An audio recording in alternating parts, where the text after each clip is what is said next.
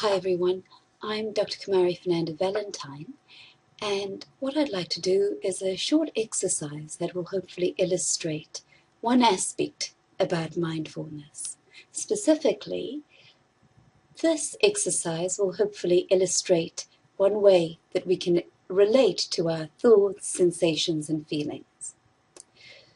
So, what I'd like you to do is look at this photograph of my shoes and based on my shoes, make a judgment about what sort of person I am. So just note any thoughts, judgments that come to your mind, and write them down if you'd like. And I'd like to thank Emily Cooney for introducing me to this exercise. I learned this when on a course about dialectical behavior therapy with her. Okay, so hopefully you've taken note of the types of judgments you would make about me based on my shoes. Well, now what I'd like you to do is, looking at those shoes, I'd like you to describe them as you would to somebody who was blind.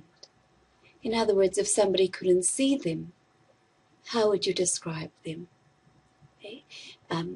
You might also be trying to describe them to somebody who could artistically reproduce them without being able to see them.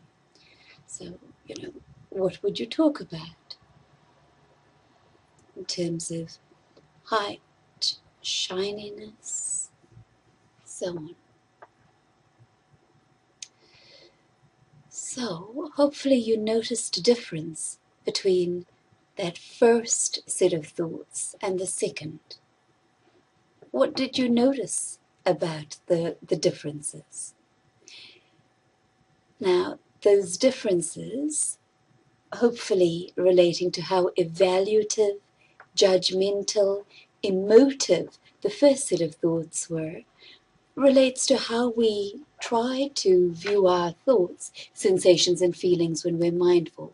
We approach these sensations in a very non-judgmental, non-evaluative way. That is, we see thoughts, sensations, and feelings as passing events. Rather than the stabbing, crippling pain, we see this pain as a neutral sensation. And I know that's easier said than done. Bruno Cayun gives us some really good advice about how to do this. He suggests that when we look at a sensation, we look at it using the four aspects of matter, that we view it as a curious scientist, and we consider the heat, the coolness of the sensation, how fast it's moving, how heavy or light it is, and how diffuse or dense that sensation is. So we can choose to view sensations in a more neutral, non-evaluative way.